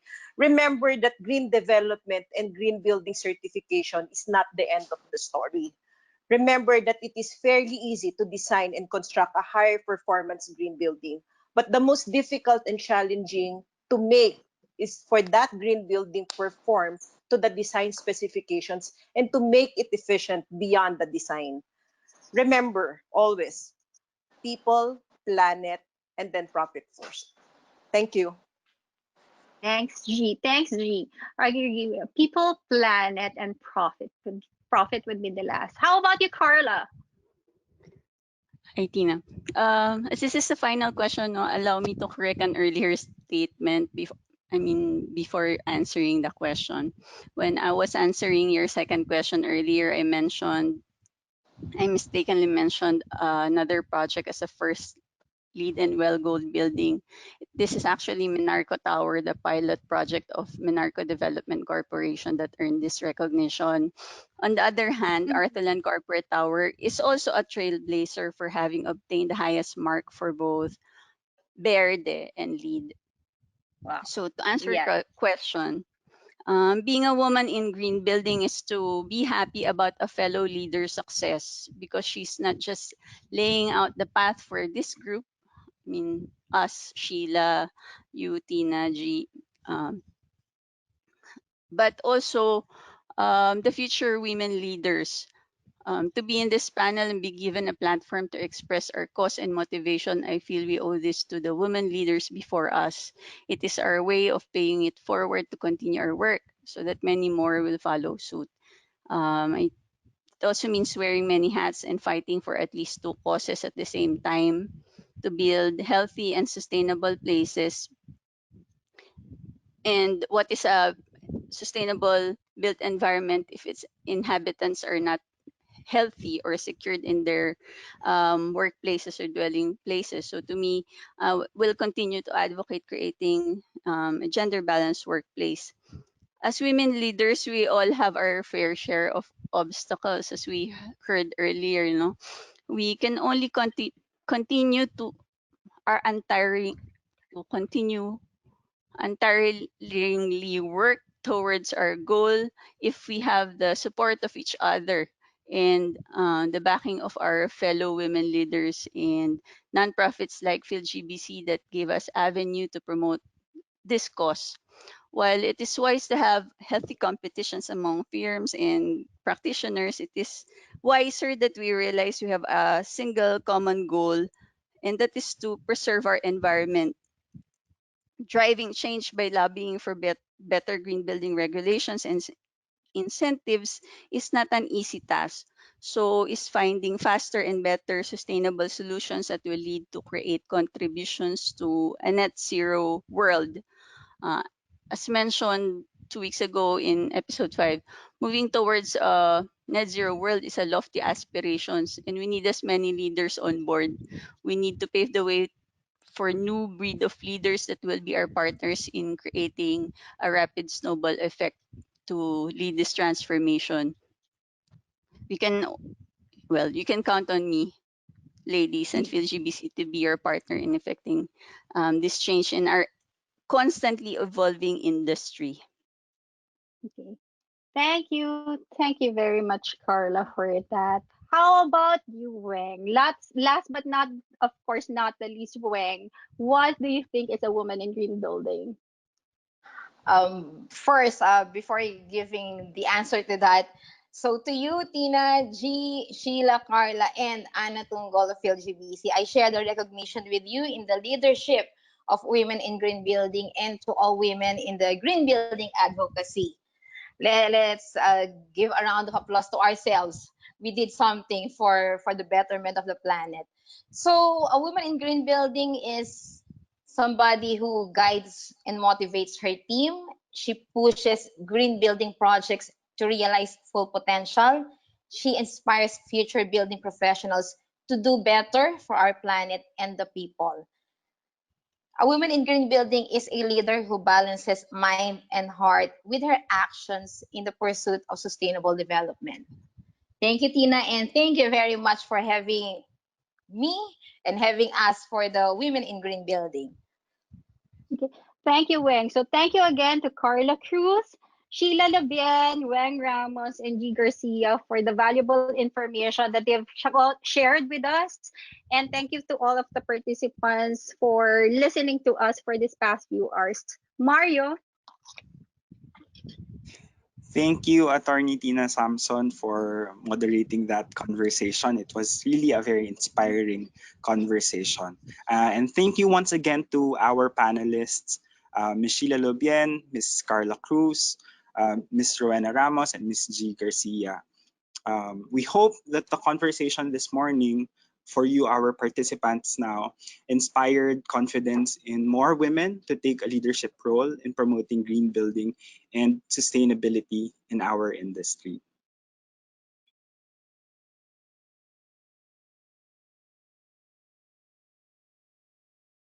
This episode really closes off our month-long celebration of the Building Green 2020 digital conference. Hopefully, this digital conference build the trust that we are all capable of taking bolder steps for greener buildings. The Philippine Green Building Council hosted BG 2020 as a digital conference to celebrate this year's Green Building Month, and we also took part again in the annual global celebration of the World Green Building Week. We also celebrated our very first National Green Building Day last September 8th with the endorsement of the Department of Energy. We learned from the expertise, experiences, and insight from our partners and speakers on strategies in conserving, optimizing, and renewing towards zero.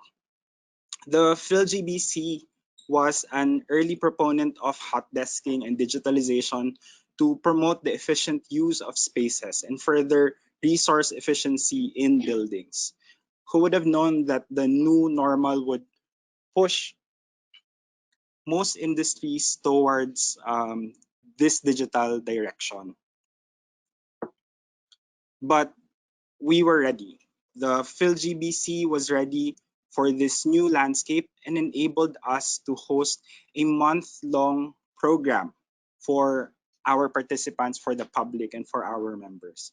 Hosting BG 2020 as a digital conference enabled us to access a wider knowledge base from global, regional, and local experts, and to reach a bigger audience from our members and the public.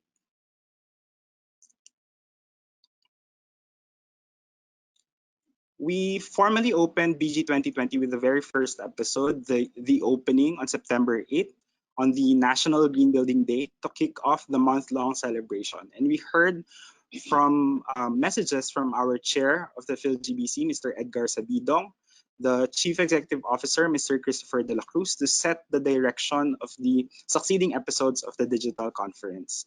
We were also fortunate to have the World Green Building Council recognize our national celebration of the Green Building Day and our contribution as the council to the promotion of sustainability in the Philippines. And they really emphasized the need for radical collaboration to ensure the transformation of our built environment. We were also fortunate to have Secretary Alfonso Cusi deliver the keynote address for the conference. And he shared that the DOE has endorsed the Green Building Day as a national celebration in advancing energy efficiency and green building in our country. And we would like to thank the national government for being upfront and center in promoting green building and sustainability. Rest assured that the PhilGBC will continue to support the sustainability programs of the national government and to complement your work and raise the bar in implementing energy efficiency and sustainability programs and policies.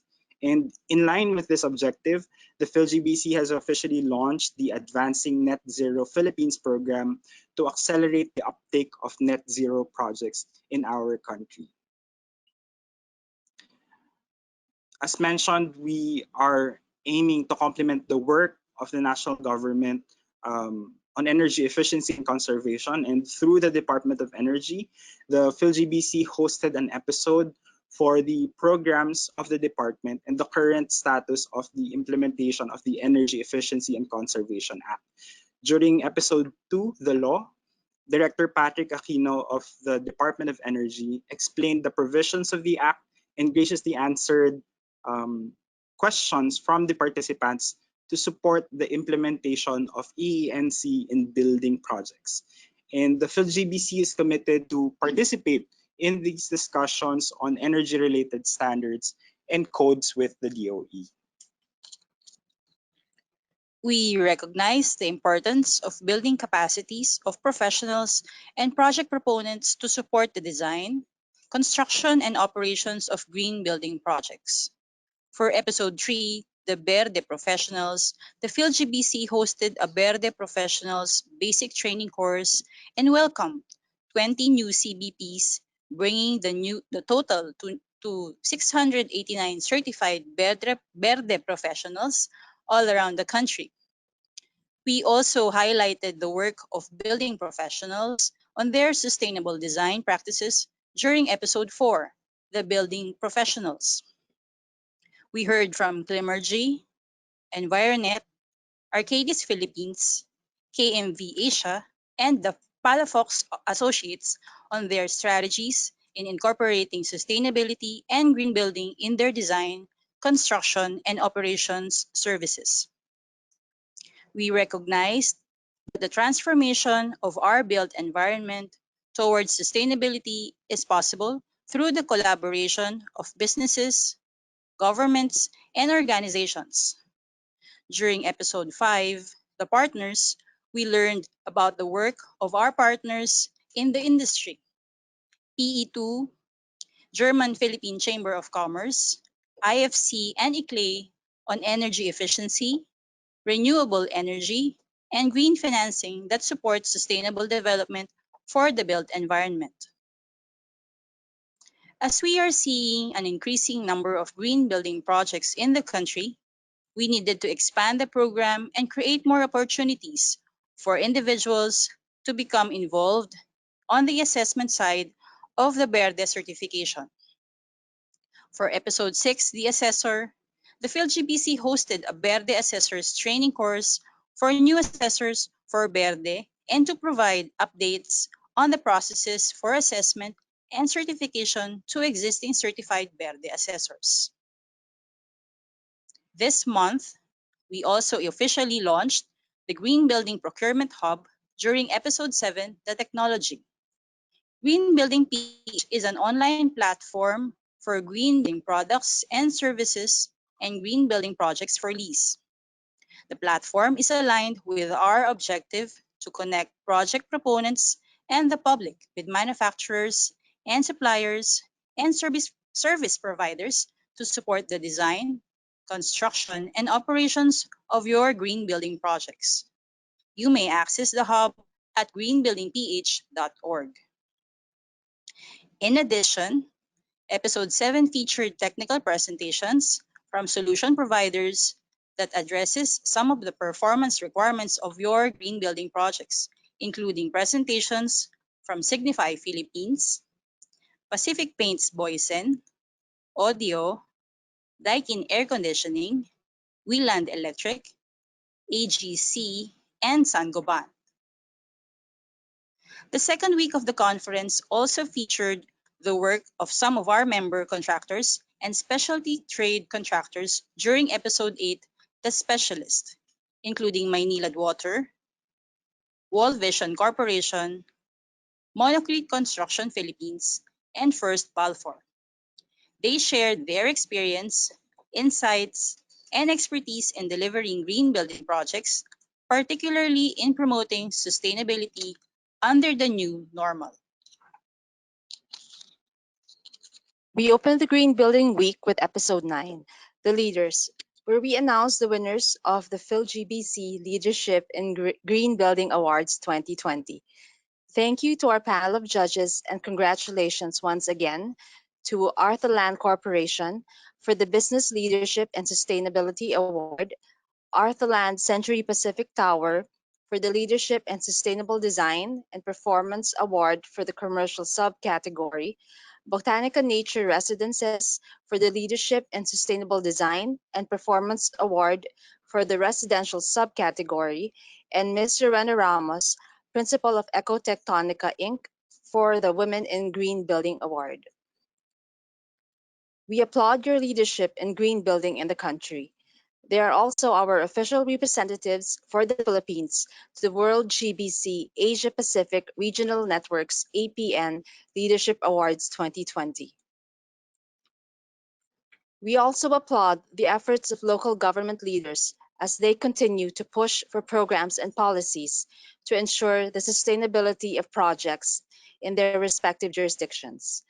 During Episode 10, the government leaders, Mayor Jonas Cortez gave a keynote address and shared the continuing effort of Mandaue in implementing their green building policies and further encourage sustainability in their city.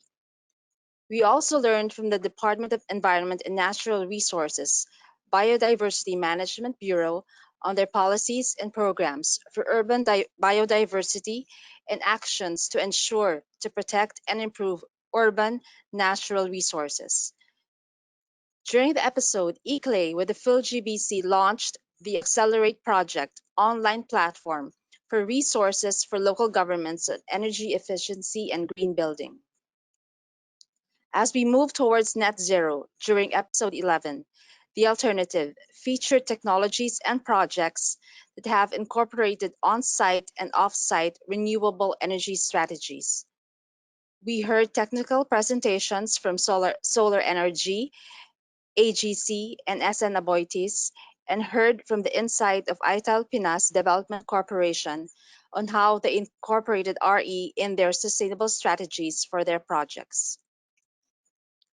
At the global level, the World GBC is spearheading two global projects, the Advancing Net Zero Project and the Better Places for People Project.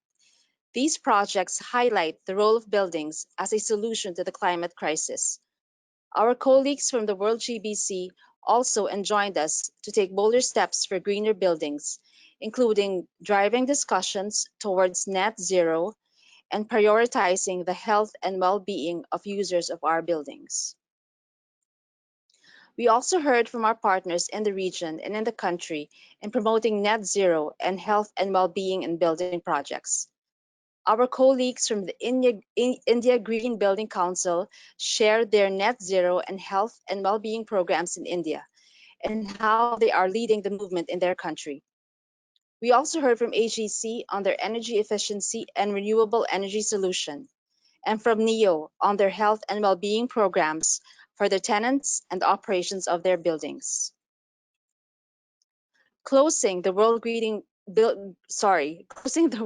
Building Week, Episode 13, the Verde Project showcased different green building projects undergoing BRDE certification. The episode featured presentations on the design, construction, and operations of green building projects at different stages of certification, including 6DO by NEO, the Mosa Diamond Tower by the Mosa Land Inc., Modala Beach Resort and Mawadu Strip by Mondo Realty Inc., Cebu Exchange by Cebu Lavana Land, Mandani Bay Suites Tower 1 and 2 by HT Land, and Latitude Corporate Center by BLCBP Ventures Inc.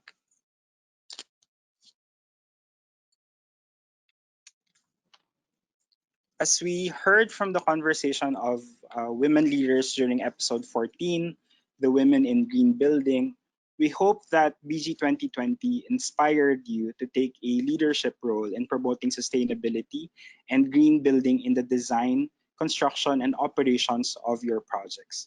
And we also hope that the messages, presentations, and trainings throughout BG 2020 help build your confidence in taking bolder steps to conserve, optimize, and renew towards zero.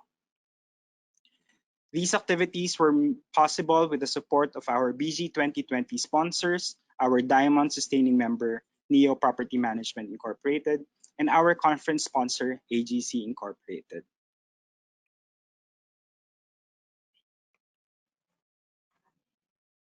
We would also like to thank our sustaining members, as mentioned, our Diamond Sustaining member, NEO, and our Silver Sustaining members, Arthurland Corporation, Daikin Air Conditioning, DDT Construct, Ecotectonica, GFN Partners Architects, Monarchy Construction Philippines, Sangoban Philippines, Signify Philippines, Servo Electric, Wall Vision Corporation, and World Home Depot. Thank you once again for your sustained support, and we look forward to your continuing support to the green building activities of the Council. For those who were not able to attend the episodes, follow the PhilGBC official YouTube channel for the episodes of BG 2020. And to formally close the digital conference, let us hear from the closing remarks from the representatives of our Board of Trustees. Our Chair, Mr. Edgar Sabidong of Arthaland Corporation, Ms. Elizabeth Mendoza, Member of the Board and Managing Director of Monarchy Construction Philippines, and Mr. Gerard Separable, Secretary of the Board and the Legal Compliance Officer and Head of General Services of Daikin Air Conditioning Philippines. The whole of September kept us really very busy with our Green Building Month, and last week was our Building Green Week. Who would have thought that we can pull this one through online? And by no means was it any less successful. So I take my hat off to the creative genius of our PhilGBC CEO, Chris De La Cruz, the unwavering support of Ana Tunggol and Mario Suelto, the gentle follow-ups of Chester to all the members, as well as our PhilGBC staff for their saintly patience, and though limited in number, are always able to put up events such as this. So, of course, there's the always ready and available support from our Diamond Sustaining member, Neo Property Management. Thank you, Raymond, as always. And to our event sponsor, AGC.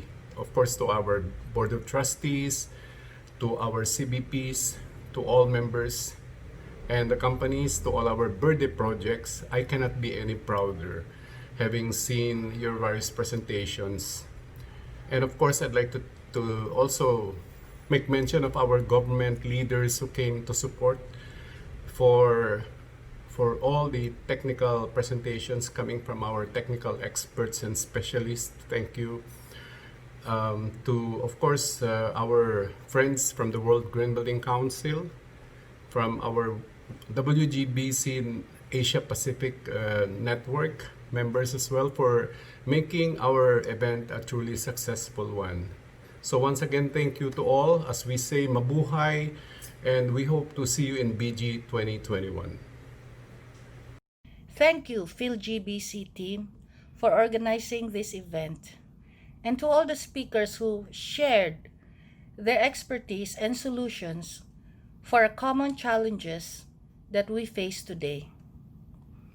In our commitment of building more green projects, we need to invest on our people by inspiring green teams to lead and influence the whole organization.